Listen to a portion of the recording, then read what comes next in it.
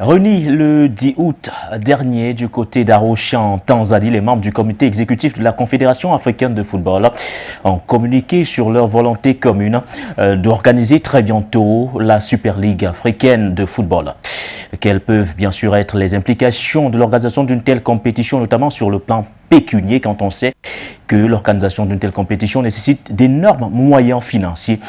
Bref, on essaiera bien sûr de répondre à cette thématique tout à l'heure avec le concours de nos spécialistes sur ce plateau. Nous reviendrons également parler dans le cadre de cette émission de la séparation à l'amiable de Vaïd Alilouzik et bien sûr de la Fédération royale marocaine de football. L'annonce a été faite par l'instance fêtière du football marocain. C'était bien sûr en fin de semaine dernière. Coach Vaïd s'en va donc après 3 ans passés sur le banc de touche des Lions de l'Atlas. Quel est son bilan? Est-ce le moment propice de se séparer d'un sélectionneur quand on sait que nous sommes pratiquement à 3 mois jour pour jour de la 22e édition de la Coupe du Monde de football? Nous allons également répondre à ces questions dans le cadre de cette émission de prolongation football sur For You Télévision. Nous parlerons également de World Sport, oui, le nouvel équipementier des Lions indomptables du Cameroun. L'annonce a également été faite par la Fédération camerounaise de football. Il s'agit d'un contrat juteux jamais signé par la Fédération camerounaise de football. Voilà les 3 thématiques inscrites à l'ordre du jour. Vous les avez, mais vous n'avez pas encore le panel. L'occasion pour moi de les introduire. Ils seront 2 en présentiel sur ce plateau. On aura avec le concours de la réalisation Laz Goïvogui, notre confrère journaliste de sport en direct de la Guinée-Conakry.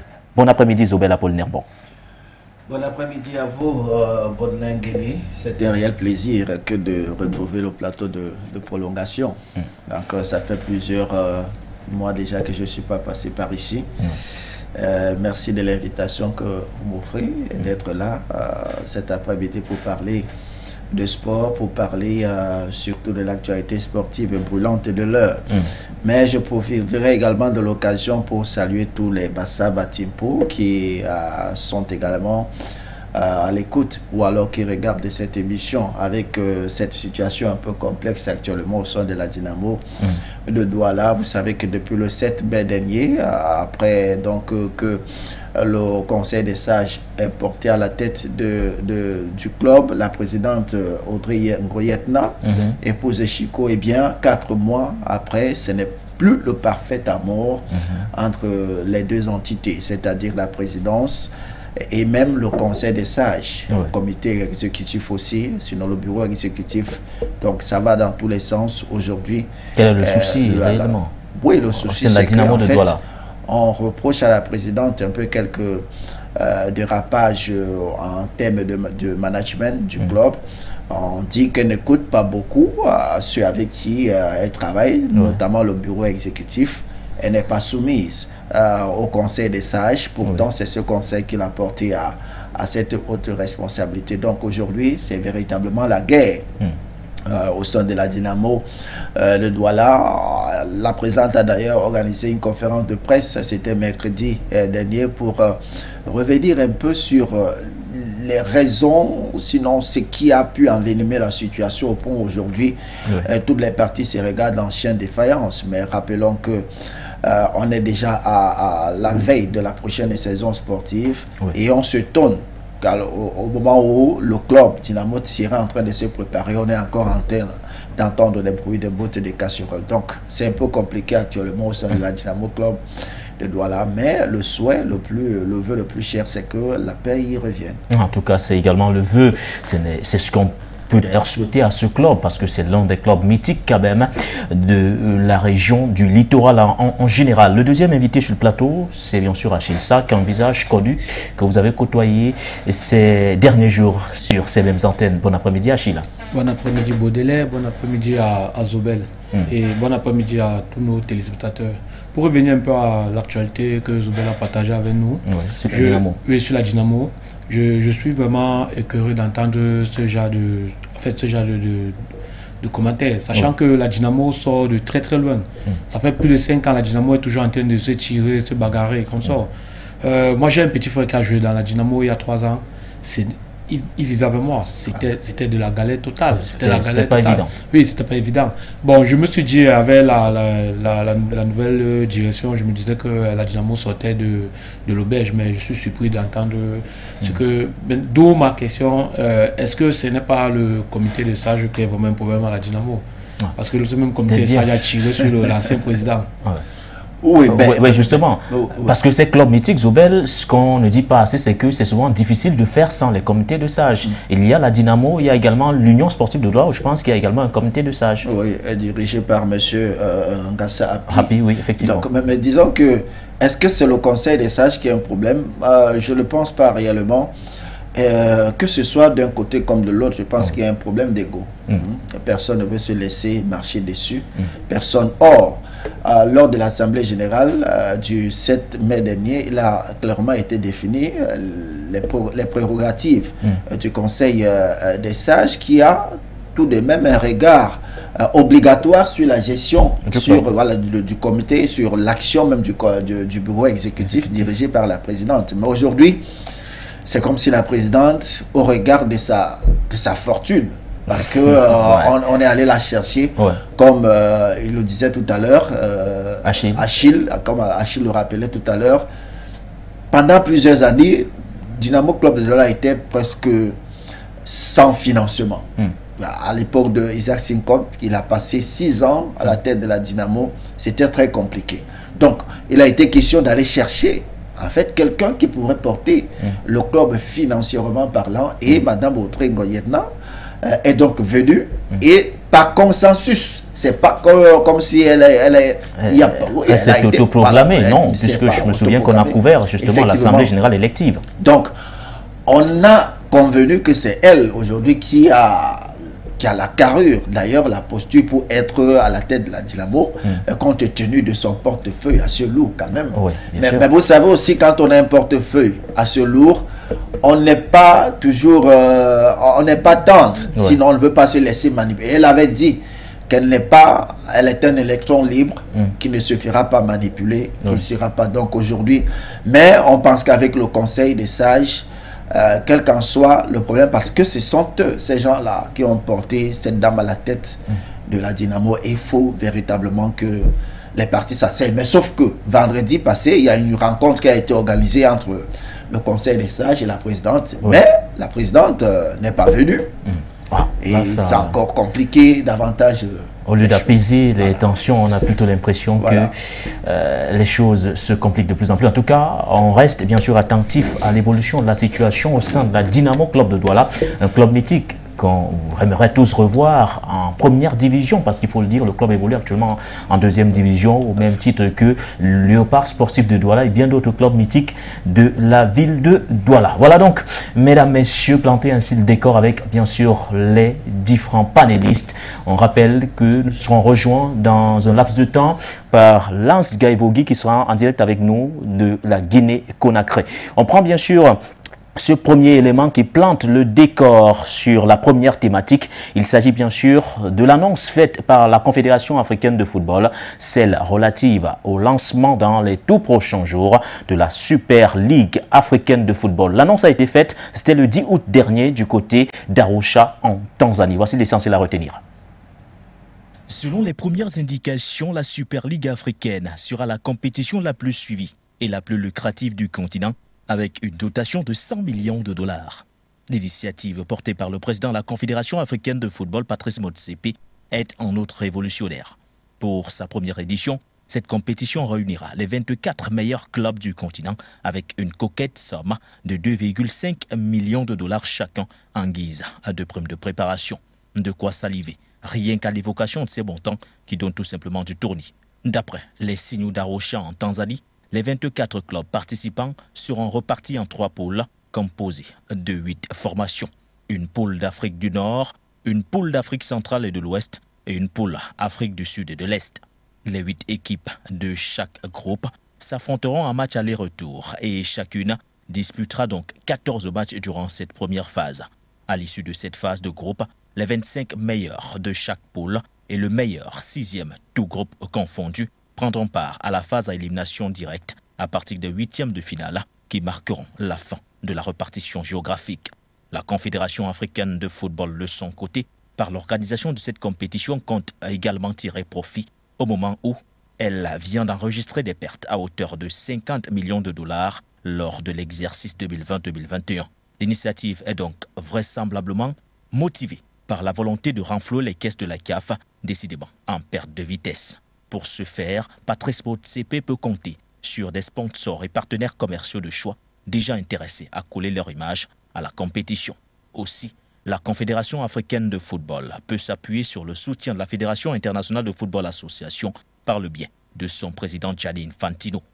En attendant le coup d'envoi prévu en Tanzanie en 2023, les responsables et dirigeants de clubs peuvent désormais se mettre au travail. Voilà donc pour ce qui est de cet élément qui plante le décor, l'annonce de la création de la Super Ligue africaine. Messieurs, comment avez-vous accueilli cette nouvelle rendue publique par la Confédération africaine de football? C'était le 10 août dernier du côté d'Arusha en Tanzanie. Ted Zobel tout d'abord. Oui, ben écoutez, je pense que le président de la Confédération africaine de football est dans son rôle d'apporter quelque chose, une touche particulière également, selon son mandat, après dans son mandat, quoi. Pendant que son mandat évolue, il a certainement envie d'apporter quelque chose de particulier. Bon, mais maintenant la Super Coupe africaine, comme vous l'avez dit, l'objectif est bien connu, remplir les caisses de la Confédération africaine de football. Sinon, pour moi, je pense que c'est une compétition qui serait un peu de trop quand même en Afrique, parce que il y a déjà la Coupe d'Afrique des Nations, et il y a la Champions League africaine, et il y a la Coupe de la CAF. Donc, tellement de compétitions, et aujourd'hui, on est quand même en droit de se poser la question sur l'opportunité d'une autre compétition comme celle-ci. Bon, c'est vrai, ce sont les clubs également qui vont se mouvoir, c'est-à-dire qui vont également s'exprimer pendant cette compétition, qui, comme je le dis, n'est que l'occasion pour la Confédération africaine de football de se faire un peu d'argent. Oui, on a perdu assez et il faut justement trouver une astuce pour pouvoir enfin remplir les caisses. Mais je pense que pour moi, si j'étais peut-être à la place de Patrice Motsepe, est-ce que je m'interrogerais véritablement sur l'opportunité de cette compétition? Encore que on ne sait pas si c'est une compétition, elle sera certainement annuelle, parce que sur le coup d'envoi sera donné en 2023. Bon, on verra ce que ça va donner, mais pour moi, franchement, je pense que c'est trop de compétition quand même. Achille, Zobel s'interroge sur l'opportunité de créer ou d'organiser une compétition de ce genre, alors que déjà sur le continent, on a pas mal d'autres compétitions également, en l'occurrence la Ligue des champions CAF, il y a également la Coupe de la CAF, sans parler de la Coupe d'Afrique des Nations. Est-ce que l'arrivée chez les dames, chez les messieurs, donc tout genre confondu, quoi. Donc, est-ce que l'arrivée aujourd'hui, ou du moins la création, l'organisation de la Super Ligue africaine de football ne va pas un tout petit peu éclipser les compétitions déjà existantes? Pour ma part, en fait, pour la CAF, la CAF est convaincue que cette compétition changera le visage et la compétitivité des clubs africains. Donc, lorsqu'on regarde les montants qui sont évoqués dans votre élément, 100 millions de dollars. Le vainqueur remportera plus de 10 millions de dollars, plus précisément 11,5 millions de dollars. Effectivement. Donc, chaque participant aura 2,5 millions de dollars. Ça, c'est des sommes en guise de prime de participation. Voilà, c'est des sommes qui donnent, des sommes qui donnent du tournée. Je pense que notre football, le football africain, a besoin de compétitivité, a besoin d'être vendu, a besoin de beaucoup d'autres, un manque de beaucoup de choses. Donc je pense que cet argent qui sera généré par cette Super Ligue africaine va peut-être apporter un boom sur le football continental. Donc peut-être en termes d'infrastructure, puisque la CAF annonce déjà l'octroi de 1 million d'euros pour les clubs, pour les pays qui sont membres de les 54 pays qui sont membres de la CAF, 1 million d'euros par équipe pour supporter les championnats locaux. Donc on constate que nos championnats locaux au Cameroun, par exemple, manque de compétitivité, manque de visibilité, manque d'infrastructures.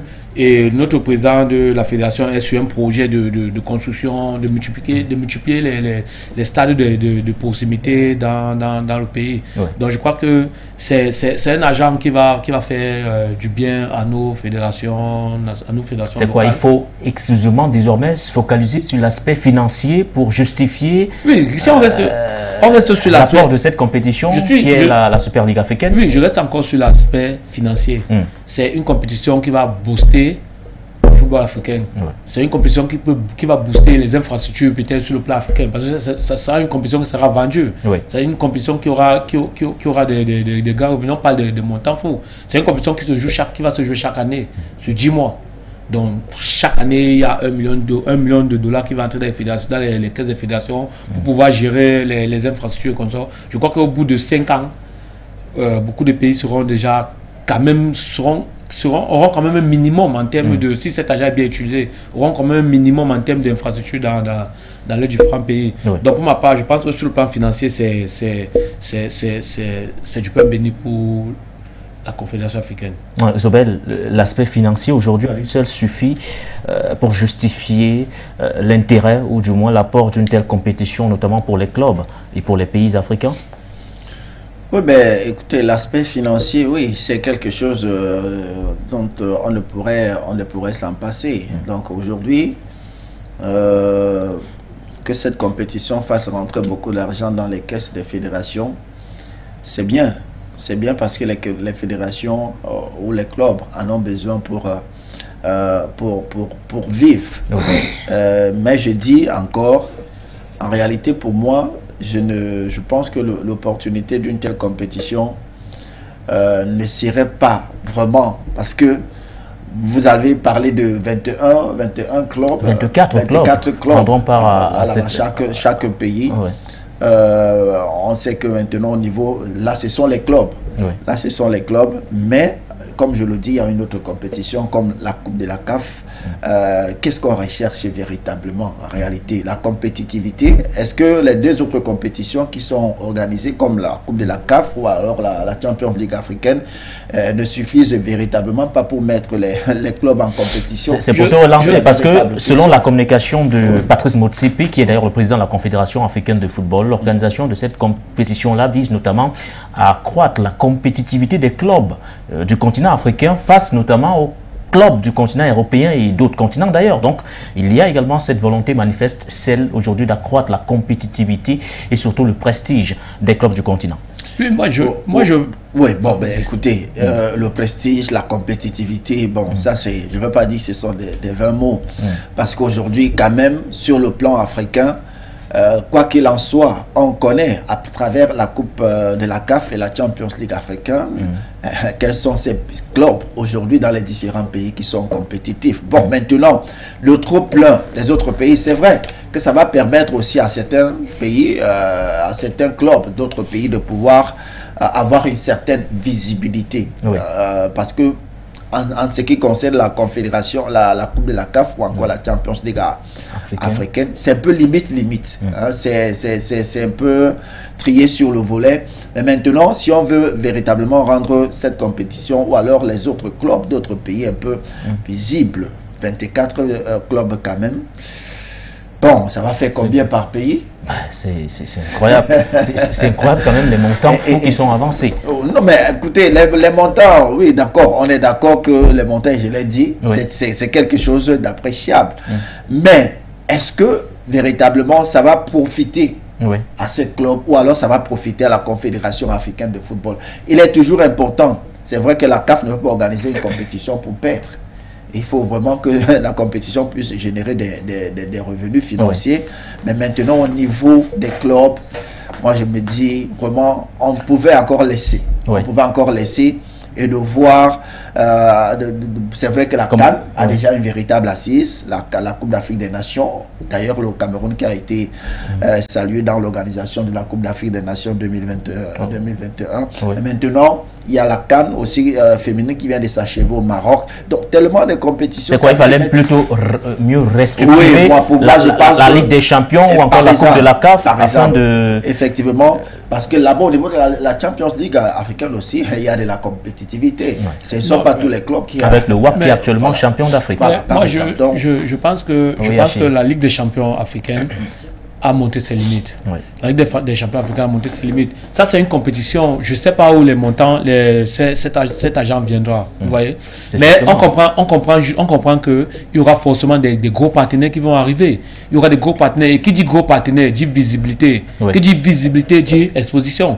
Ça veut dire que c'est un tournoi qui sera retransmis dans beaucoup de pays. Oui. Ça veut dire qu'un joueur un gars qui est au Brésil va connaître un joueur qui joue par exemple au Coton Sport. Oui. Ou bien un joueur qui joue au Wydad, ce qui n'est pas le cas de la Ligue des champions africaine. La Ligue des champions africaine a montré ses limites. Je crois que je m'arrête encore sur le plan financier. La Ligue des champions africaine, c'est la dotation. La dotation, c'est 12,5 millions de dollars pour les 16 équipes qui font les matchs de poule. Oui. Or, sur 50 équipes engagées initialement, il y a 16 équipes qui se partagent ces 12... Là, on nous parle d'environ 11 millions de dollars pour le vainqueur seulement. Oui, pour le vainqueur. Donc, il tend déjà au montant que reçoivent les 16 autres équipes. Ouais. Je pense que je m'arrête seulement sur le plan financier. Vous voyez que la CAF a rêvé un peu grand. Si vous vous souvenez bien, ce type de compétition, on a voulu l'imposer à l'UEFA. Oui. L'UEFA s'est opposé, les grands clubs européens sont opposés. La Super League européenne, eux, ils se sont imposés parce que il y a des clubs qui ont des gros moyens. Donc, les clubs qui sont déjà bien structurés, qui ont leur droit, qui revendent leur droit à l'image eux-mêmes, qui négocient leur contrat publicitaire eux-mêmes. Tu vois, ce qui n'est pas le cas au Cameroun, en Afrique particulièrement. Oui. Ce qui n'est pas le cas en Afrique. Donc, je pense que pour l'Afrique, c'est une bonne compétition sur le plan financier. Maintenant, également sur le plan sportif. Parce que je crois que la Super Ligue africaine va devenir une vitrine. Je crois que ça sera la plus grande vitrine du football continental. Ne parlons pas de la CAN. La CAN, on sait tous que sur les 24 pays qui sont qualifiés, on a au minimum 20 pays qui ont exclusivement les joueurs professionnels, qui jouent des grands clubs européens. Donc là, cette compétition met en valeur nos joueurs sur le plan continental. Vous avez l'impression, Achille, que la Super League mettra beaucoup plus en valeur les joueurs africains que la Ligue des champions déjà existante ou encore la Coupe de la CAF? Bien sûr, parce que bien qu'en évoquant les montants, on comprend déjà que c'est une compétition qui sera vendue. Puisque l'argent ne va pas tomber du ciel. La CAF a d'abord un déficit de 50 millions. Donc l'argent ne va pas tomber du ciel. Forcément, il y a des gros partenaires, des gros investisseurs qui arrivent. Donc ça fait en sorte que la compétition sera bien vendue. Oui. Je pense que la compétition sera vendue. Ça fait en sorte que les joueurs seront mieux exposés. Et ça pourra peut-être, dans une moindre mesure, retenir certains de nos talents sur le continent pendant encore au moins 1 ou 2 ans. Et voir multiplier ou quadrupler la valeur marchande de nos joueurs africains pour le moment. Achille, tout à l'heure, tu as posé la question de savoir d'où viendront les fonds qui financeront donc l'organisation de cette compétition-là. Voici 2 fonds qui sont créés dans le cadre donc, de la Super League. Selon la communication de la Confédération africaine de football, il y a un fonds de solidarité de 50 millions de dollars qui octroiera 1 million de dollars à chaque fédération nationale africaine. Il y a également un fonds CAF de développement de 50 millions de dollars, est lui dédié à l'amélioration des infrastructures, aux questions bien sûr de financement des clubs, au développement des secteurs des jeunes et des femmes, ainsi que bien sûr l'économie du sport. Voilà, donc il y a tout d'abord le fonds CAF et il y aura donc le fonds de la solidarité, sans toutefois oublier les sponsors et les mécènes qui se bousculent déjà afin d'accompagner la Confédération africaine de football. Il y a également le soutien de la Fédération internationale de football association qui est bien sûr la FIFA dirigée par Gianni Infantino. Voilà les 2 principaux fonds qui sont évoqués, Zobel. Oui, bon, ben écoutez, moi, les chiffres, ça me dit rien parce que on peut bien avancer les chiffres. Le plus important, c'est que vraiment que ces fonds soient disponibles.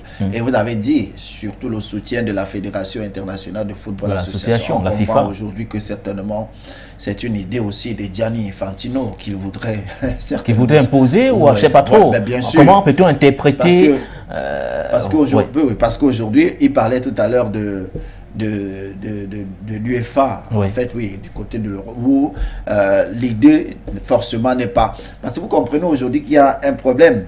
Bon, est-ce que Gianni Infantino et participe oui. Je suis encore allé sur Ahmedabad. Donc, aujourd'hui, c'est un peu ça le véritable problème.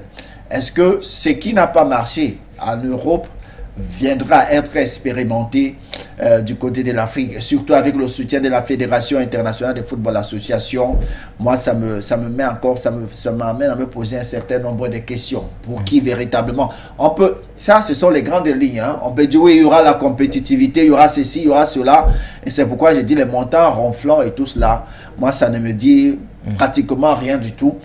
Ce qui est important aujourd'hui, c'est de savoir en réalité, bon, la première expérience, ça sera en 2023, et on verra véritablement si cette compétition qui est nouvelle va véritablement porter ses fruits. Mais quant à, pour moi, véritablement, n'était pas temps vraiment de penser à une telle compétition, tant qu'il est vrai qu'aujourd'hui on a en Afrique des compétitions assez relevées qui sont une véritable vitrine pour certains joueurs. Parce que, bon, ok, la vitrine, peut-être si c'est 24 clubs, peut-être qu'on n'a pas donné le mécanisme de qualification.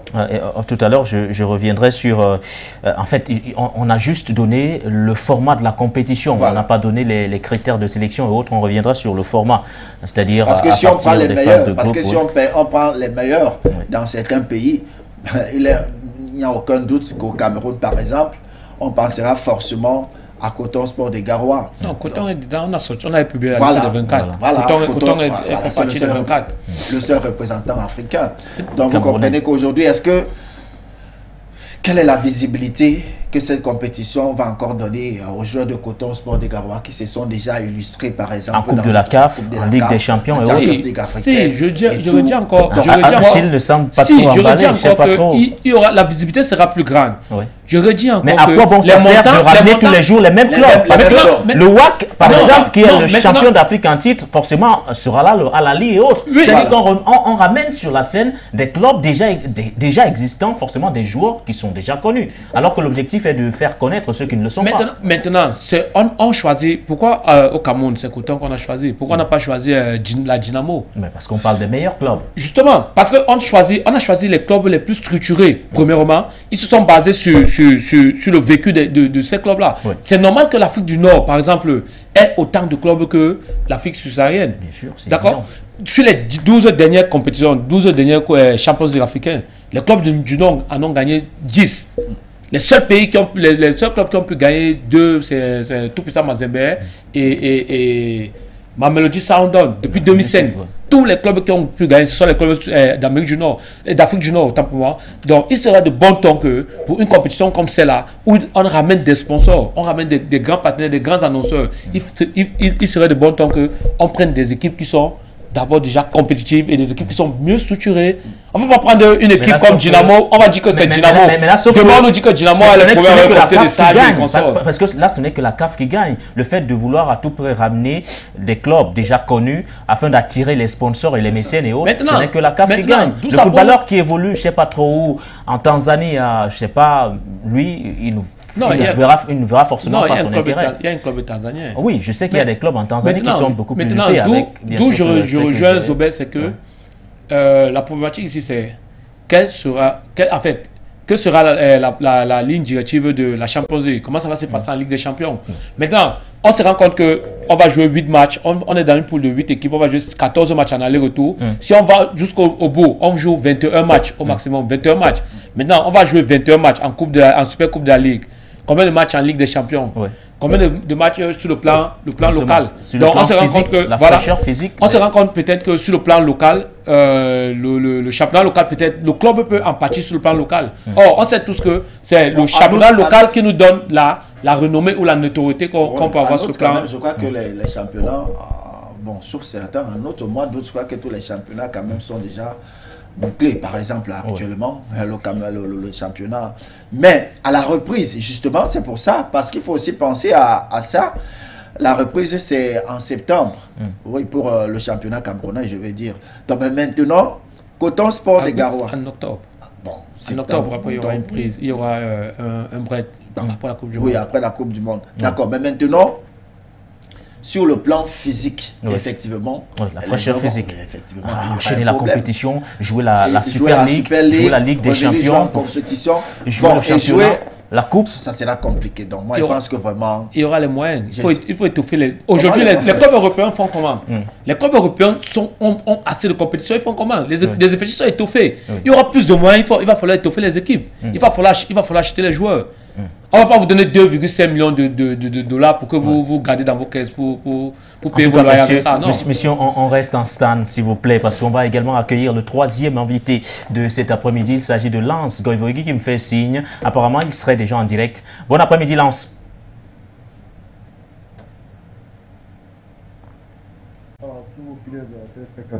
Ah, Lance, tu crois que vous me recevez bien? Oui, parfait. Le signal, il est parfait, il est impeccable. Alors, Lance, tu nous prends au moment où, bien sûr, nous sommes en train d'évoquer la création de la Super Ligue africaine. L'annonce a été faite le 10 août dernier du côté d'Arusha, en Tanzanie. C'était, bien sûr, lors de cette réunion des membres du comité exécutif de la Confédération africaine de football. Comment as-tu accueilli l'annonce de la création d'une Super Ligue africaine? Bon, en fait, je crois que sans tergiverser là-dessus, je crois que la CAF est dans une dynamique de rendre nos clubs plus compétitifs. Voilà, peut-être que certains estiment que ça n'a pas trop marché en Europe, mais moi je crois que quand on analyse un peu, nos clubs ont une faible, n'ont pas assez de revenus et en termes de finances. Voilà, ça c'est la difficulté, ça c'est un premier pas. Deuxièmement, vous savez, la plupart de nos clubs, on joue le championnat. C'est vrai en réalité, mais en réalité, nos clubs sont pauvres. Oui. Donc, quand il s'agit de jouer les compétitions africaines, il y a rare des clubs qui arrivent à se déplacer avec leurs propres moyens. Je prends l'exemple sur mon pays, en Guinée, ici. Et quand il s'agit de la compétition africaine, c'est l'État qui prend en charge ces clubs-là. Oui. Maintenant, ça fait 2 ans ou 3 ans que l'État a désisté. L'État a dit carrément aux différents clubs qu'il ne peut plus les prendre en charge quand il s'agit de la compétition africaine. Et donc, les clubs se trouvent dans une incapacité de participer à ces compétitions-là. Ça, c'est un premier aspect. Donc, financièrement, ces clubs qui sont retenus, mais on le sait très bien qu'ils ne sont que 24. Et donc, les 24 meilleurs clubs en Afrique, là, si ça va leur permettre de remplir leur caisse, oui, il n'y a pas de problème. Mais en termes de compétitivité, il faut aussi comprendre que nos championnats, on a du mal à équilibrer entre les dates du démarrage des différents championnats. Souvent, vous allez voir dans le championnat en Guinée débute au mois d'octobre, ou vous allez voir au Sénégal, ça débute au mois de septembre, ou vous allez voir ailleurs, c'est en janvier ou au mois de mars. Donc, les joueurs n'ont pas le même équilibre de compétition. Et d'ailleurs, dans chaque championnat, vous allez trouver qu'il y a certains championnats qui ont 14 clubs, il y a certains qui ont 18 clubs, il y a certains 16 clubs. Donc, si c'est pour leur permettre de jouer plus de matchs et avoir plus de compétition dans les jambes de nos équipes qui sont sur place ici, non seulement en termes de compétitivité, ça va permettre à nos footballeurs qui sont dans ces différents clubs notamment, d'être plus performants, d'avoir plus de matchs à jouer. Et aussi, ça va leur permettre donc d'être plus compétitifs en équipe nationale. Parce que souvent, on le sait très bien, la réalité en Afrique, quand il s'agit d'une comparaison entre un joueur évolué en Europe et celui qui évolue ici sur le plan national, n'ont pas les mêmes performances. Donc, ce qui fait que nos joueurs qui évoluent ici dans nos championnats sont toujours relégués au second plan. Donc, ça, c'est un premier aspect. Ça peut permettre à nos joueurs d'être plus compétitifs, ça peut permettre à ces clubs-là d'être plus compétitifs. Parce que nos clubs sont pauvres. En Europe, ça ne pouvait pas passer, parce que les clubs européens sont plus riches. Oui. Imaginez, en termes de droits télévisés, combien de clubs gagnent en Europe, combien ces clubs-là gagnent avec ces droits TV-là. Mais en Afrique, là, quel est le principe qui permet à ces clubs-là d'avoir des revenus en termes de droits télévisés? Il n'y en a pas. Donc, imaginez $1 million. Et voilà, si la CAF arrive à le faire, qui va être mis à la disposition de ces clubs-là, afin de leur permettre donc d'être aptes à jouer à ces compétitions-là. Ça peut leur permettre de renflouer leur caisse, mais aussi ça peut permettre à ces clubs-là d'utiliser cet argent à bon escient pour que d'habitude ces clubs-là puissent rentrer dans les règles. D'accord, là je ne sais pas si vous êtes toujours... Moi j'estime comme ça. Oui. Donc Oui. Oui, je suis toujours là. Oui. Alors là, c'est pour vous relancer. Vous évoquez l'aspect compétitivité, c'est-à-dire l'aspect compétitif. Mais est-ce qu'à force d'enchaîner les efforts ne pourrait pas également être un frein à l'organisation justement d'une telle compétition quand on sait justement que les clubs africains généralement doivent disputer la coupe? Il y a également pour ceux qui sont engagés en Ligue des Champions, il y a la Ligue des Champions CAF ou alors en Coupe de la CAF, il y a la Coupe de la CAF. Bref, il y a pas mal de compétitions déjà sur le plan continental. Est-ce que le fait de répéter les efforts ne pourrait pas être un handicap justement pour les clubs qui seront qualifiés et surtout pour les joueurs? Oui, bon, mais moi sincèrement, pour être honnête, je pense que ces 3 compétitions, ça va dépendre de la faisabilité du calendrier. C'est-à-dire que la Confédération africaine de football de nous proposer un calendrier adéquat à ces différentes compétitions-là. Ça, c'est un premier aspect. L'autre aspect, en Afrique, on ne joue pas trop de matchs.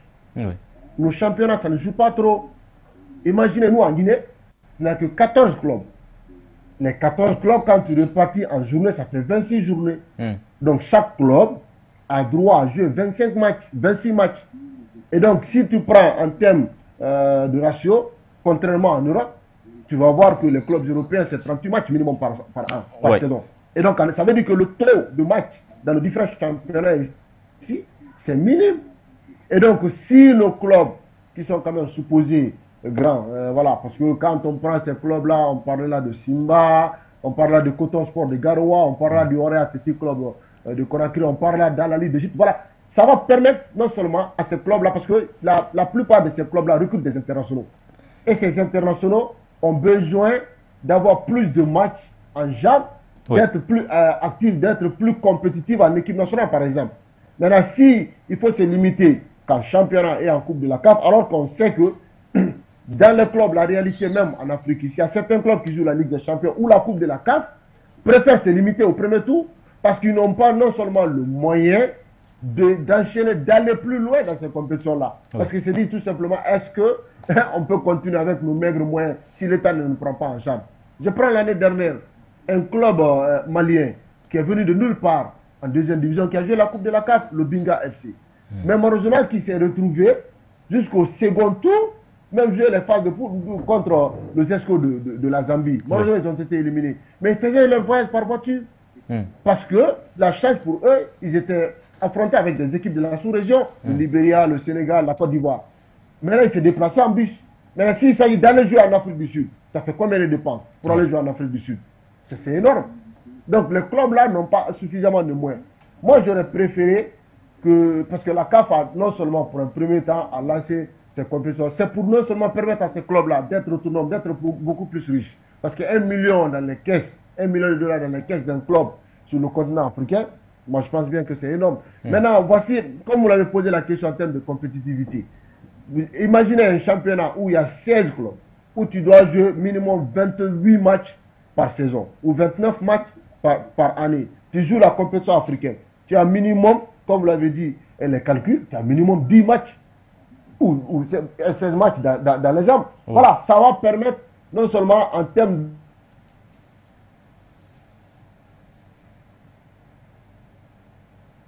dans les règles professionnelles, avoir au minimum, parce qu'en Afrique, ici, on n'en a pas. Les clubs ne le font pas. Parce que tout simplement, on n'a pas assez de moyens pour soutenir nos clubs-là. Voilà un peu, moi, le but.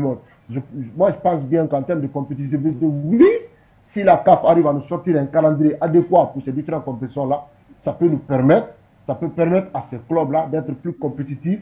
Et nos joueurs pourront survivre à la concurrence avec les Européens qui viendront dans l'équipe nationale. Là, on va peut-être sortir par là. L'organisation de la Super League africaine de football ne va-t-elle pas éclipser les compétitions déjà existantes? On parle notamment de la Ligue des champions CAF ou encore de la Coupe de la CAF. Justement, c'est là ma crainte. Parce que moi, je ne souhaiterais pas qu'on perd la Ligue des champions ou la Coupe de la CAF au profit quand même de la Super League. C'est pourquoi je dis que la CAF sera s'organiser à nous proposer un calendrier adéquat. Comment est-ce qu'il faut mélanger ces trois compétitions-là? Maintenant, s'il faut bannir complètement la Ligue des champions ou la Coupe de la CAF, non, moi, je ne le cautionnerai pas. Parce que moi, j'estime que cette Coupe de la CAF ait plus de notoriété que la Super League. Parce que la Coupe de la CAF ou la Ligue des Champions permet à tout genre de club de participer à cette compétition. Mais par contre, la Super Coupe, elle identifie les clubs qui vont participer. C'est-à-dire que voilà, elle est restreinte. Voilà. C'est 24 clubs, les 24 meilleurs clubs qui vont participer à cette compétition. Donc les autres clubs seront exclus. Et donc, il ne faut pas que cette Super Ligue africaine joue sur le calendrier de la Coupe. Là, ça va être un bémol. Parce que imaginez un club qui vient de nulle part en deuxième division, qui arrive à percer et qui se retrouve à jouer la Coupe de la CAF. Ça va être une autorité pour lui et ça va être bénéfique pour ces joueurs-là d'être la révélation sur le continent. Mais si c'est pour jouer la Super League, ils ne le joueront pas. Donc moi, je ne souhaite pas qu'on annule la Ligue des Champions et la Coupe de la CAF au profit de la Super League. Ce que dit Lance, les gars, est quand même pertinent. C'est-à-dire que la Super League, elle offre une plateforme d'expression aux clubs déjà connus, alors que la Ligue des Champions ou encore la Coupe de la CAF permettait aux petits poussets qui ne sont même pas encore connus de s'exprimer. Et c'est là toute la crainte aujourd'hui, c'est-à-dire de voir la Super League éclipser toutes les autres compétitions déjà existantes. Bien sûr. Oui. Bien sûr, sur le plan de la compétition, je crois que ça sera pas une bonne idée d'éclipser, de faire disparaître la Coupe de la CAF ou bien la Champions africaine. Parce que pour l'heure, ils ne veulent pas du tout faire disparaître les autres compétitions, mais ils veulent l'organiser au même moment. C'est pourquoi on se dit, mais que deviendront les autres? Que deviendront les autres?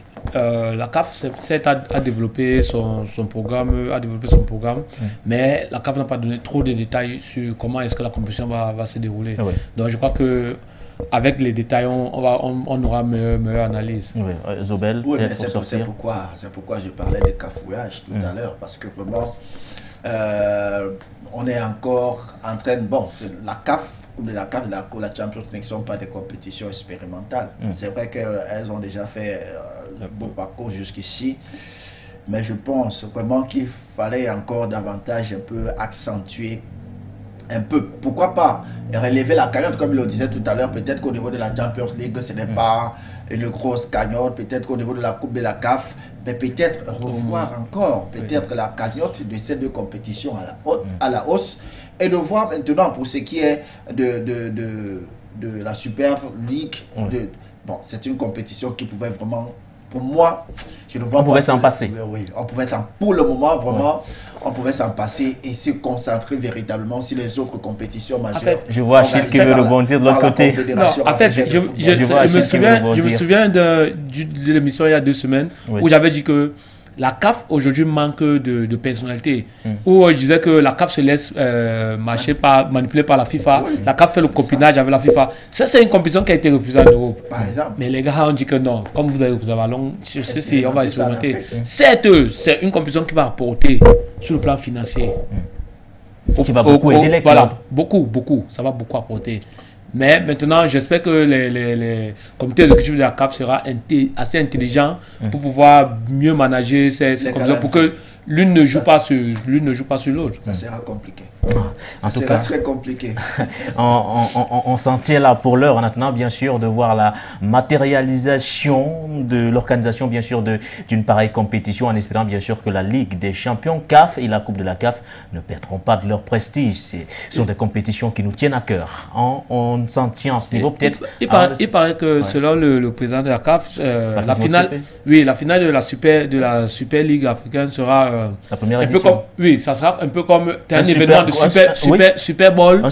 Super Bowl. Donc là, on comprend clairement que la CAF est dans la logique de pouvoir développer sa visibilité, d'être plus visible sur d'autres continents. Sur d'autres continents. On y reviendra longuement, messieurs. On marque un temps d'arrêt pour prendre bien sûr la deuxième thématique inscrite à l'ordre du jour cet après-midi.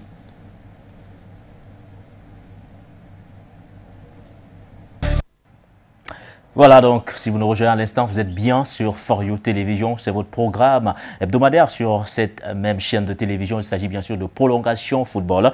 La deuxième thématique, elle concerne directement le Maroc, ou devrais-je dire le coach Vaïd, puisqu'il n'est plus l'entraîneur sélectionneur des Lions de l'Atlas du Maroc. L'annonce a été faite en fin de semaine dernière par la Fédération royale marocaine de football. La séparation a été faite à l'amiable. C'est ce que nous dit d'ailleurs cet élément. C'était attendu, c'est désormais officiel. La Fédération marocaine de football a annoncé s'être séparée à l'amiable de son sélectionneur Vaïd Al-Lodzik, en poste depuis 3 ans à 3 mois de la Coupe du Monde au Qatar. La Fédération royale marocaine de football et le technicien franco-bosnien ont donc convenu de se séparer à l'amiable, en raison des divergences de point de vue au sujet de la préparation idoine des Lions de l'Atlas pour la phase finale de la 22e édition de la Coupe du Monde Qatar 2022, a indiqué la fédération dans un communiqué. C'est la 3e fois de sa carrière que Vaïd Al-Lodzik est remercié pour avoir qualifié une équipe au mondial après la Côte d'Ivoire et le Japon. Rappelons qu'il était à la tête de la sélection marocaine depuis août 2019. La Fédération royale marocaine de football remercie Vaïd Al-Lodzik pour le travail accompli durant sa mission à la tête de l'équipe nationale, dont principalement la qualification pour la Coupe du Monde 2022, poursuit le communiqué qui met fin à des mois de spéculation sur le départ ou non du coach Vaïd.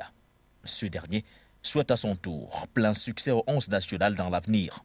La fédération n'a jusqu'ici pas encore révélé l'identité du prochain sélectionneur des Lions de l'Atlas, mais a affirmé qu'elle mobilisera tous les moyens afin d'assurer à l'équipe nationale une préparation idéale avant la Coupe du Monde 2022.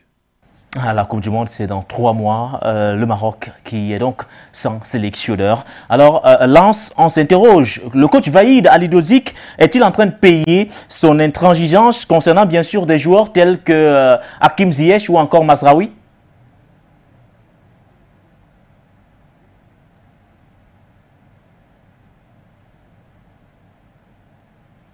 Parce que vous savez, ce n'est pas une première. Hein. Ouais. On se souvient encore, chaque fois, ce coach-là, il est exigeant par rapport à certaines décisions.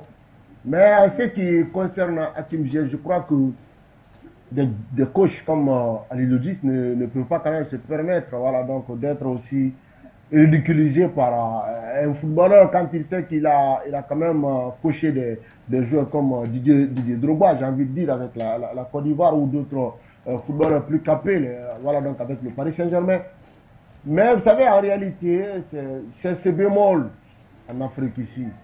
On a du mal à instaurer la discipline dans nos différentes sélections. C'est ça la réalité. Parce que quand il s'agit d'un joueur indispensable avec la sélection, tout de suite, on ne veut pas cautionner. Alors qu'en réalité, les coulisses dans les vestiaires, donc les réactions des différents footballeurs, la tension dans les coulisses, on le sait pertinemment que souvent, ça se passe avec donc des caractères peu commodes avec ces footballeurs-là. Mais aujourd'hui, le Maroc a préféré protéger Hakim Ziyech au détriment d'Al-Lodzik parce qu'ils se disent que oui, lui, il peut partir, un autre sélectionneur peut venir. Oui. Donc on ne peut pas quand même perdre notre meilleur joueur qui quand même est un élément essentiel avec la formation de Chelsea. On le sait très bien. Et surtout que nous jouons la coupe du Monde. Et si le coach reste sur sa décision de ne pas accepter ce comportement, de ne plus accepter Hakim Ziyech en sélection, ou que le joueur pose une condition, j'aimerais revenir en sélection, mais je ne veux pas de ce coach-là. Oui. La Fédération royale marocaine a tout de suite tranché. Parce qu'il sait que pour la participation en Coupe du Monde, il faut les meilleurs éléments. Oui. Et donc, ces meilleurs éléments, Hakim Ziyech en fait partie. Donc, si on doit l'exclure dans l'équipe nationale, au détriment d'un sélectionneur alors qu'il va partir demain, donc on préfère prendre notre footballeur, on laisse partir le coach finalement. Mais aujourd'hui, par rapport à la performance de Waïd Regragui avec le Wydad notamment, qui arabe. Voilà, donc estime que il peut tenir cette sélection du Maroc et au même moment, ils peuvent réellement récupérer Hakim Ziyech. Alors, je t'ai vu, c'est que la tête Zobel, tu sembles ne pas forcément être d'accord sur le fait qu'aujourd'hui, la Fédération marocaine de football cède un tout petit peu au chantage, entre guillemets, des joueurs comme Hakim Ziyech ou encore Mazraoui qui voudraient forcément revenir en sélection, mais plus sous la direction d'un certain Vaïd Al-Lodzik. Oui, mais écoutez, ce genre de comportement de la fédération la royale marocaine de football, c'est quand même un peu surprenant. Parce que quand vous recrutez un entraîneur, vous lui donnez un cahier de charges, vous lui donnez également toute la latitude de recruter ou d'appeler en sélection des joueurs qui sont capables de défendre les couleurs de votre pays. Oui. Que ce soit, vous soyez meilleurs joueurs, que vous soyez également ceux qui sont peut-être des joueurs de second rang. Si vous avez votre place au sein de l'équipe nationale, l'entraîneur va vous appeler. Mais sauf que ne faites pas du chantage à un entraîneur parce que vous êtes meilleur. Parce que là, vous êtes déjà en train d'entraver son travail. Il est là pour des résultats. Et s'il doit faire avec vous et produire des résultats, il doit vous mettre à côté. Donc, aujourd'hui, je ne comprends pas cette attitude. Et je rappelle certainement que le contrat de ce dernier courait jusqu'au mois d'août 2022. Jusqu'en 2023 quand même, selon ce que j'ai lu, parce que apparemment c'est une rupture un peu brutale de ce contrat. Donc, je ne comprends pas. Vous avez quand même une échéance comme la Coupe du Monde. Oui. Et vous avez quelqu'un... Donc, ce qu'on retient aujourd'hui, c'est qu'il n'a pas été mis à l'écart à cause de ses résultats. Oui. Mais à cause des humeurs de certains joueurs qui estiment que, bon, eux ne peuvent pas continuer à travailler avec lui parce qu'ils ont eu quelques accrochages et que entre eux, le courant ne passe plus. Donc, la fédération, quand même, moi je pense, à mon humble avis, devrait appeler ces joueurs parce que et leur parler, leur tenir un discours franc. Et appeler même aussi le sélectionneur, essayer de réconcilier les parties. Vous avez vu, lors de la Coupe d'Afrique des Nations 2021 au Cameroun, et c'est malheureusement ça qui arrive parfois, lorsqu'il y a eu le problème, Eric Maxime Choupo-Moting et Antonio Da Silva Conceição, on était prêt à sacrifier Conceição pour que Eric Maxime Choupo-Moting... C'est ce qui a été fait d'ailleurs, pour que Eric Maxime Choupo-Moting revienne en sélection. Mais je pense qu'aujourd'hui, c'est une erreur pour moi, pour ce que la Fédération marocaine de football a fait à cet entraîneur qui, je le rappelle aujourd'hui, n'est pas mis à l'écart à cause de ses résultats. Tout le monde connaît quand même qui est valide, mais aujourd'hui qu'il soit parti. J'espère seulement que ces joueurs qu'on a privilégiés au détriment de l'entraîneur vont donner les résultats attendus à la Coupe du Monde. Parce que s'ils ne font pas des résultats, vraiment ça serait un véritable gâchis. Je pense aujourd'hui qu'il était de bon ton pour la fédération de réunir les parties, d'essayer de permettre à ces différentes parties, donc l'entraîneur et ses joueurs, de pouvoir fumer le calumet de la paix pour une meilleure préparation à la Coupe du Monde 2022, parce qu'on est à moins de 3 mois, 3 mois quand même. Chasser un entraîneur comme ça, alors qu'il y a une échéance importante, je pense que c'est osé quand même. Donc on pouvait voir comment gérer cette situation en interne. Mais la Fédération royale, bon, on a dit, ok, bon, si tu ne veux pas que les joueurs reviennent, vous ne pouvez pas fumer le calumet de la paix. Mieux on te sacrifie. Et nous, on appelle nos joueurs. Et c'est ce que je continue à dire, que véritablement, si la Fédération l'a fait et compte vraiment sur ces joueurs, on espère que ces joueurs vont donner le meilleur d'eux-mêmes lors de la Coupe du Monde. Parce que si ce n'est pas le cas, vraiment, ça aura été une perte. Le bilan est plutôt positif pour le coach Vaïd, à la tête quand même de cette sélection marocaine. On parle quand même d'un quart de finale disputé à la Coupe d'Afrique des Nations. C'était au Cameroun, une qualification pour la Coupe du Monde. Vaïd Aliloudzik paye-t-il sa forte personnalité? Vous savez, chez nous en Afrique, on dit que lorsque vous avez les problèmes avec votre frère, ça peut être, le problème peut venir de lui ou de vous. Oui. Mais lorsque vous avez des problèmes répétitifs avec tous vos frères, ça veut dire que c'est un troisième, un quatrième, c'est vous le problème. C'est vous véritablement le problème. C'était le coach va être le problème. Je pense, puisque on dit bien qu'il a vécu le même scénario en Côte d'Ivoire, il a qualifié, n'a pas parti. Il est pas à moins quelques mois du mondial, il a été licencié au Japon, aujourd'hui au Maroc. Je crois que lorsque le Maroc, c'était pour les mêmes causes. Pratiquement. À chaque fois, c'est peut-être sa forte personnalité. À chaque fois, il y a toujours une division dans le vestiaire. Il y a toujours division dans le vestiaire. Donc le coach Vaïd, c'est un grand coach. C'est un grand coach. C'est un coach qui a des méthodes un peu militaires. C'est déjà, ça ne discute pas. Il n'est pas très flexible et comme ça. Donc ça crée souvent les tensions avec des cadres dans cette sélection-là. Mais je vais vous rappeler que si on s'arrête en termes de résultats, quand le Maroc vient au Cameroun, le Maroc vient gagner la CAN. Donc le coach Vaïd a pour mission, dans son cahier des charges, remporter la CAN.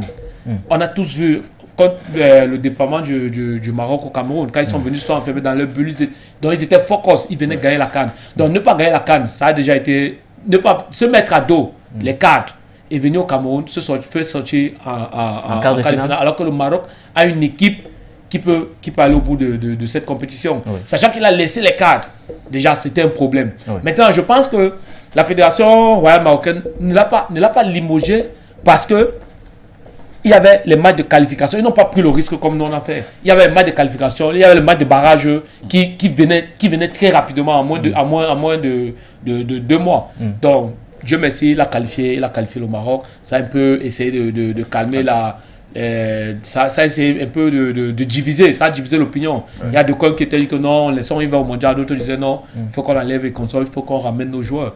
Maintenant, le débat, ça a pesé plus du côté des joueurs. Mais je tiens à rappeler qu'à chaque fois que un coach a eu des problèmes avec certains joueurs, que ce soit en club, que ce soit en équipe nationale, généralement c'est les joueurs qui sortent vainqueurs. Ouais, généralement ce sont les joueurs qui sortent vainqueurs. Alors Lens, il s'agit de la 3e fois que le coach Vaïd Halilhodžić se fait peut-être licencier, on va utiliser ce terme-là, même si la séparation pour cette fois est à l'amiable, mais c'est quand même la 3e fois, après la Côte d'Ivoire en 2010, juste à l'orée de la Coupe du Monde, après le Japon en 2018, à l'orée également de la Coupe du Monde. Cette fois, c'est pour la 3e fois avec le Maroc, à l'orée également la 22e édition de la Coupe du Monde. C'est quoi? Le coach Vaïd doit-il se remettre en question aujourd'hui?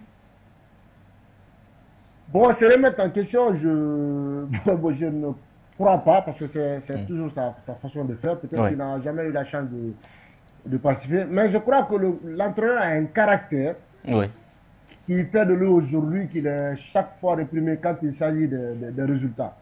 Parce que mon collègue l'a dit tout à l'heure sur le plateau. Tu ne peux pas exiger un résultat, un entraîneur, dans un contrat que tu as ficelé avec lui, il te donne ce résultat après que tu t'imposes sur lui. Ce n'est pas possible. Ce n'est pas possible. Il faut qu'on apprenne à rendre nos entraîneurs responsables, à prendre des décisions, à ne pas s'interférer dans la gestion d'un groupe. C'est aussi important que ça. Parce que moi, j'étais quand même, on a parlé tout à l'heure de la Coupe d'Afrique des Nations, j'étais quand même au Cameroun pour assister à cette CAN-là. J'ai vu le banc marocain, mais je ne sais pas si beaucoup l'ont constaté, mais moi j'ai constaté que c'était pratiquement le banc le plus indiscipliné. Tout simplement. Parce qu'à chaque match du Maroc, les joueurs n'étaient pas assis sur le banc. C'est-à-dire que chacun s'interférait, on essayait de donner des conseils à tel joueur ou à tel joueur. Voilà. Donc ça passait par là. Donc l'entraîneur, même à un moment donné, se sentait frustré par rapport à tout ça, la gestion du groupe. Maintenant, aujourd'hui, on a un moment où l'entraîneur veut se respecter. C'est-à-dire que quand tu connais ton travail, quand tu sais que tu es un professionnel, quand tu sais que tu es lié avec une nation par un contrat, donc tu ne peux pas te laisser berner. Voilà un peu ce que j'ai envie de dire, que ceux qui jouent sur Vaïd Halilhodžić. Partout où il est passé, il est resté comme ça. C'est-à-dire qu'il ne peut pas permettre à un footballeur de non seulement, si vous me permettez l'expression, de se foutre de sa gueule, tout simplement. Voilà. Donc, mais il est souvent incompris, et chaque fois quand ça tombe à des périodes où c'est une participation en Coupe du Monde, mais sinon les éliminatoires, ils pouvaient s'en passer de lui. Mais comme ils savent qu'ils sont déjà, ils peuvent réellement jouer la Coupe du Monde, voilà, c'est le bon moment de s'en passer. Donc la responsabilité de la fédération marocaine, elle n'est pas imputée dans cette situation-là. De l'autre côté, Vaïd aussi est victime, voilà, donc d'une certaine rigueur qu'il a tout le temps essayé d'imprimer partout où il est passé. La rigueur donc de Vaïd Halilhodžić aujourd'hui forcément qui lui fait défaut, même si certains estiment que pour mieux diriger une sélection africaine, il faut faire preuve d'une fermeté. Nul autre pareil. Alors messieurs, Vaïd s'en va à 3 mois du coup d'envoi de la Coupe du Monde de football. Le timing est-il bon? Ben écoutez, si la fédération marocaine a jugé qu'il puisse partir maintenant, peut-être qu'ils ont jugé que le timing est bon. Parce que pour moi, je vois il n'y avait pas vraiment urgence de le faire partir pour le moment. On pouvait encore gérer. Et je vais vous le dire aussi, lorsque un entraîneur, un sélectionneur n'est pas respecté. Parce que c'est aussi ça. Il faut que les joueurs, même si tu es Eto'o, même si tu es Didier Drogba, même si tu es n'importe qui. Quand tu as en face de toi, et vous vous souvenez de la situation qui a prévalu à un moment donné au niveau du FC Barcelone, quand Pep Guardiola est arrivé, et qu'il s'est mis à dos un certain nombre de joueurs, Eto'o, Deco, Ronaldinho et les autres, c'était compliqué. Bon, on ne lui a pas dit non, on veut ces joueurs, si tu ne les veux pas, on va te chasser. Mais il a continué à travailler et certains ont confirmé. Ce sont les joueurs eux-mêmes qui sont montés au créneau pour confirmer que oui, on a vraiment notre place, on mérite notre place. Effectivement, et il le prouvait sur le terrain. Eto'o a montré véritablement que, mais quand il est arrivé, c'était pas facile. Donc, personne n'a interféré dans le problème pour dire que, ok, bon, comme les joueurs n'ont pas besoin de toi, vraiment, on veut que c'est bon, mais il faut les libérer et tout. Non, ce n'est pas comme ça. Je pense qu'aujourd'hui même, si la fédération interfère dans cette situation, je pense que c'est rabaisser le sélectionneur parce que c'est vous qui lui avez donné cette équipe. C'est vous qui lui avez permis de travailler avec. Mais aujourd'hui, s'il sent que, ok, tel... Même au niveau de l'équipe de France, Didier Deschamps n'a pas toujours fait avec les joueurs que tout le monde aime. Si vous êtes indiscipliné, puis un moment, je crois qu'avec Karim Benzema, c'était très compliqué. On lui a posé des questions, mais ça n'a pas empêché que la France aille fasse des résultats.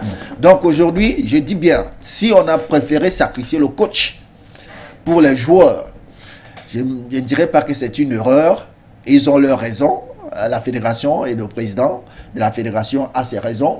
Bon, mais je pense que vraiment, à cet ultime moment où on devrait plus être concentré à préparer la Coupe du Monde qu'à entendre autre chose, les bruits de bottes de casserole.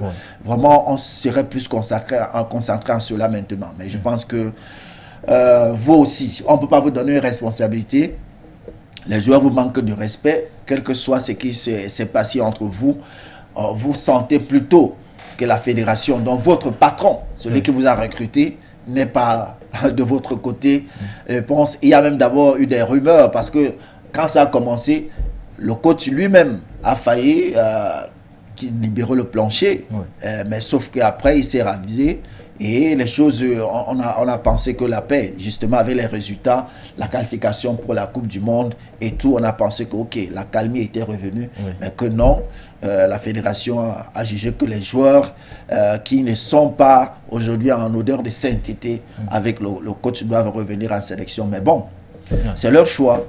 C'est leur choix. Le timing, nous sommes le 15 août 2022. Dans quelques jours, ça sera la prochaine fenêtre FIFA avec les matchs amicaux, notamment des matchs de préparation pour la Coupe du Monde. Et là, nous sommes à 3 mois de la Coupe du Monde. C'est séparé d'un entraîneur.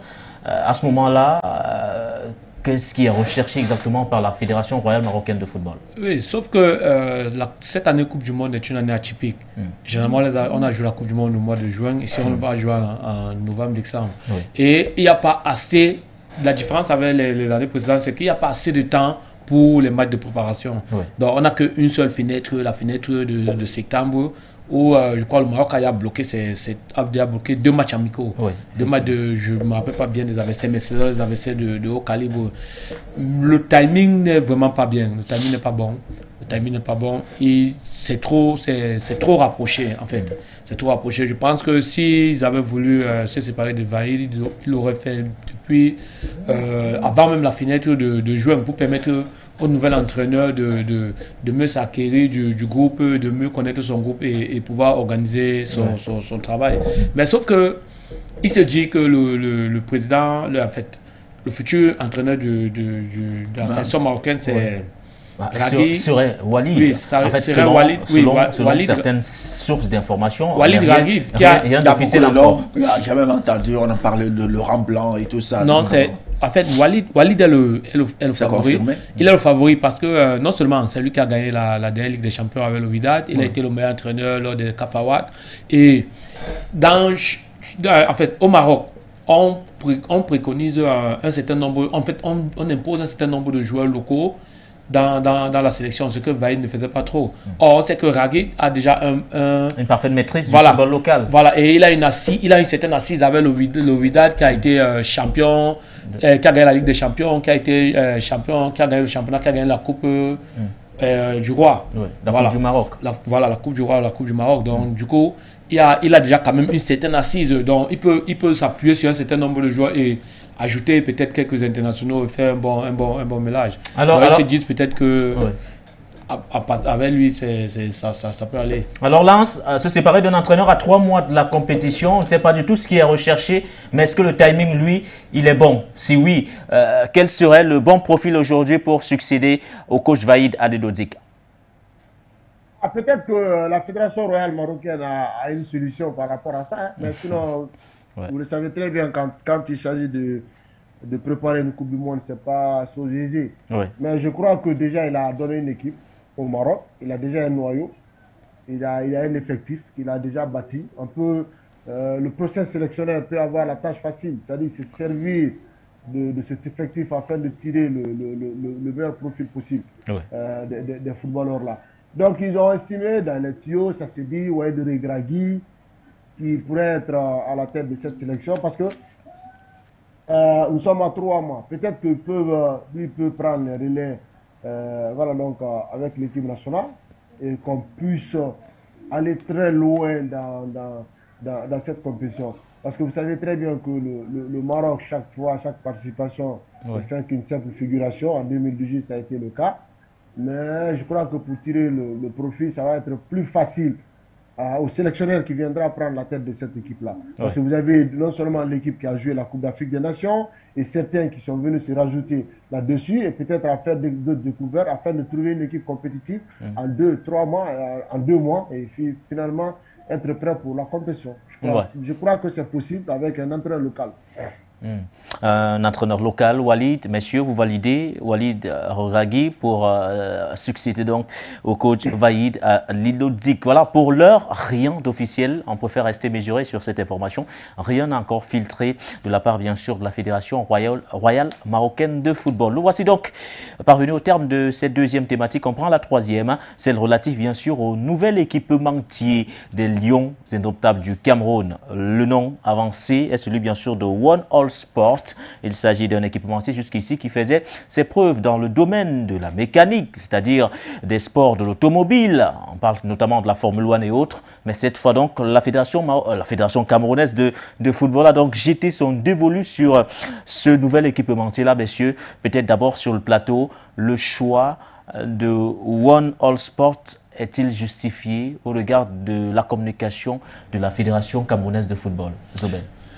Justifié, je ne sais pas, vous savez, aujourd'hui, M. Samuel Eto'o et son exécutif, ce sont eux qui décident. Mais sauf que je sais qu'il y a une liste, on nous a dit, il y a une liste de ceux-là qui voulaient être équipementiers de l'équipe nationale, qui ont donc déposé leur candidature. On parlait d'une dizaine.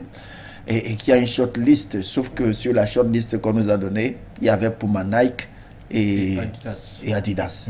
Donc, du coup, on nous dit, ok, ce n'est que lors de la... Parce que le comité exécutif de la fédération doit se relire d'ici le 26 août prochain. Donc, ce n'est que là, à cette date, certainement, que l'on pourra avoir le nom de l'équipementier des sélections nationales. Bon, mais sauf que, quelques jours après, on entend One All Sport.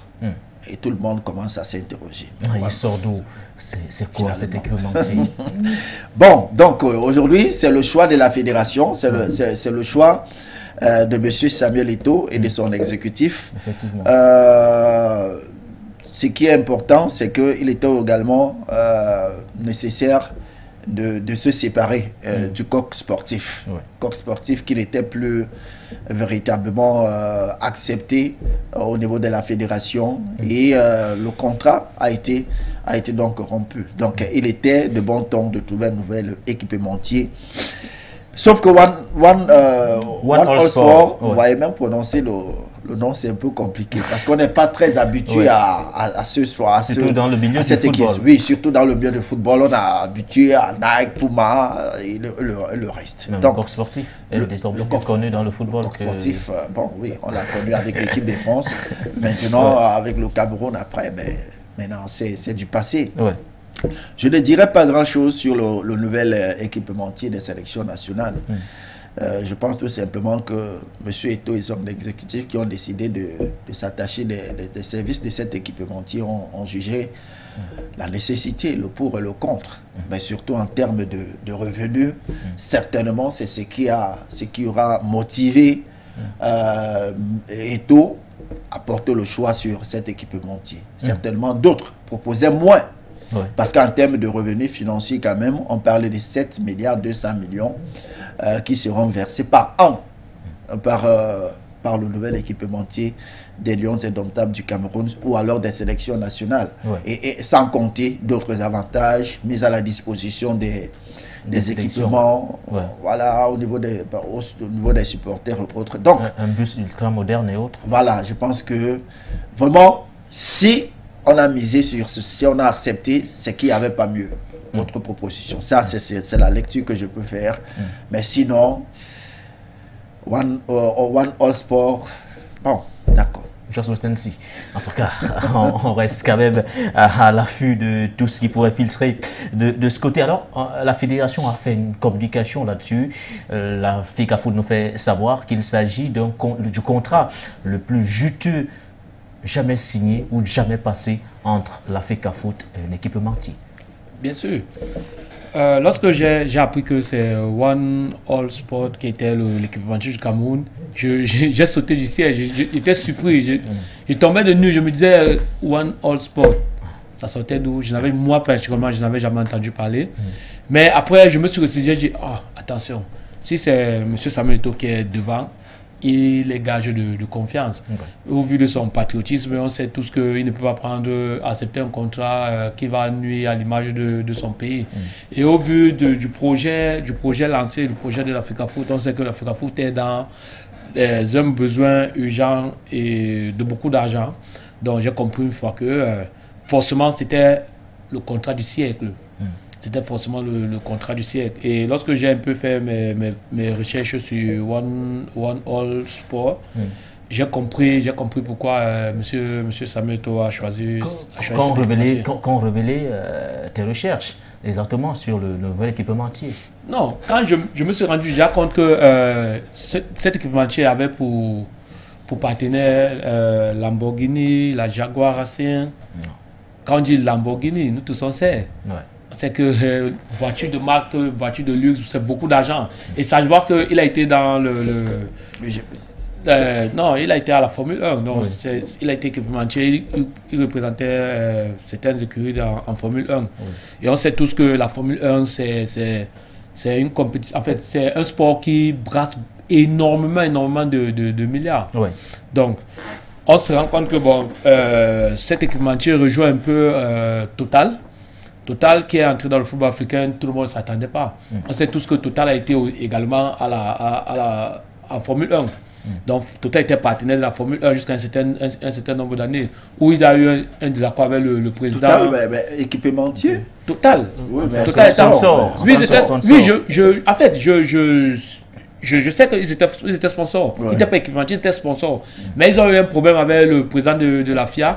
Ils se sont rendus compte que est-ce que on ne peut pas rester dans ce sport. Qu'est-ce qu'il faut faire? Il faut réfléchir sur une autre stratégie. Ils ont cherché un sport qui était populaire, un sport qui était... C'est pour ça que Total est venu signer un contrat, le contrat le plus juteux que la CAF ait déjà signé depuis son existence. Donc je crois que One All Sport entre dans la même dynamique. Donc je pense que c'est plus qu'une stratégie ou bien une opération marketing, c'est plutôt... il s'agit plutôt d'une nouvelle orientation stratégique de la part de cet équipementier qui veut entrer dans un sport populaire. Du coup, le contrat sera bénéfique pour qui, messieurs? One All Sport ou alors la Fédération camerounaise de football? Tu l'as dit, les montants qui sont évoqués sont tout simplement faramineux. Et de l'autre côté, on a l'impression que voilà, One All Sport a envie de se refaire une santé, notamment dans le domaine du football, qui pour cette institution quand même restait jusqu'ici inexplorée aujourd'hui. Qui gagne dans ce contrat-là aujourd'hui? Non, mais écoutez, le contrat est toujours gagnant-gagnant.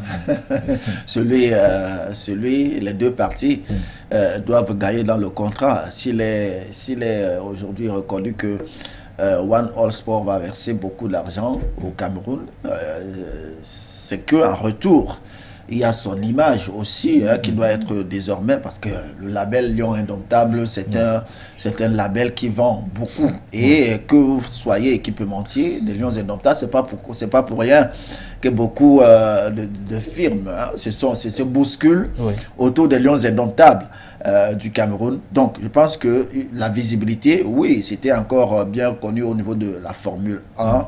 Et je crois que c'est d'ailleurs le premier pays à bénéficier de... Bon, sinon, peut-être ces dernières années, parce qu'on n'a pas vu All One Sport être équipementier d'une équipe nationale ces dernières années. Je pense qu'en termes de visibilité, bon, ils vont davantage gagner, surtout que ce sont les Lions indomptables du Cameroun. Donc, dans un contrat, il y a toujours... c'est toujours gagnant-gagnant. Donc, d'une part, on gagne, et de l'autre aussi, le Cameroun va gagner. Mais la firme aussi va gagner de son côté. Oui, c'est pour ça que je disais que, loin d'être une opération marketing, on est là dans une nouvelle orientation stratégique. Parce que One All Sport n'a jamais travaillé dans le foot, n'a jamais été un équipementier dans le foot. Maintenant, lorsqu'on observe, certains disent que One All Sport en Formule 1 n'était plus trop représenté, en Formule 1. Ils avaient un peu perdu de leur superbe.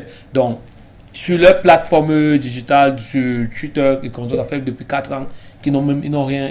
Pas de publication. Oui, pas de publication. En l'espace de quelques jours, on a l'impression que One All Sport est devenu plus populaire à cause de la signature de ce contrat avec la FECAFOOT. On ne sait pas trop ce qui se passe. C'est pour ça que j'ai fait le parallèle avec Total. Ils se sont rendus compte qu'en réalité, la F1 c'est bien, mais il y a au-delà de la F1, il y a un sport plus populaire. Le football, c'est le sport le plus populaire. Maintenant, quoi de mieux que d'entrer dans le football en commençant par la Coupe du Monde. Et le seul pays qui était en Coupe du Monde, qui était encore libre, qui n'avait pas de partenaire, c'était le Cameroun. On parle d'un contrat de 3 ans, les gars. On parle d'un contrat de 3 ans, c'est-à-dire quoi, 2022-2025. Et là, selon le communiqué de la Fédération camerounaise de football, aucune information n'a filtré sur le contrat. Quand on sait que ce qu'on reprochait généralement au corps sportif, c'est le fait d'avoir maintenu son contrat secret du grand public. Aujourd'hui, un nouvel équipementier arrive et rien ne filtre du contrat. Rien ne filtre, mais moi j'ai lu. Bon, d'accord, moi quand je parle de 7 milliards, 200 millions, je crois que c'est le chiffre qui a été avancé par an. Voilà. Donc aujourd'hui... Mais pas de façon officielle par la Fédé. La Fédé, elle se contente de dire c'est le contrat le plus juté qu'on a eu à signer ou à passer avec un... Non, mais la Fédé a donné les informations sur le contrat. On a dit qu'on devait octroyer un bus VIP. Oui, là, ils ont dit qu'il devait avoir des boutiques au Cameroun. Ils ont dit que... il devait avoir des boutiques au Cameroun. Ils ont dit... un effort devait être fait pour que les maillots soient à la disposition au coût, à la bourse de tous les Camerounais. Maintenant, ils ont dit que en termes de montant, pour la confidentialité, voilà, la clause de confidentialité avec le partenaire, ils ne peuvent pas encore communiquer. Donc c'est une entente entre One All Sport et la Fédération. Mais on ne peut pas comparer avec le contrat de corps sportif. Les montants généralement dans ces genres de clauses ne se publient pas, mais les éléments qui sont autour du contrat sont souvent mis en lumière. Mais moi j'ai vu, on sait que vous êtes très introduit, Zobel. C'est-à-dire que vous avez des sources d'informations. Allez-y. Moi j'ai vu, on parle de 7 milliards 200 millions. Je reviens encore sur ce chiffre jusqu'ici. C'est-à-dire que bien loin des 1 milliard que donnait Puma, 1 milliard que donnait Puma il y a quelques années encore. Bien sûr. Donc c'est beaucoup d'argent. Donc vous comprenez pourquoi on ne pouvait pas hésiter sur un tel contrat. Et la fédération, Eto'o a dit, écoutez, voici une aubaine.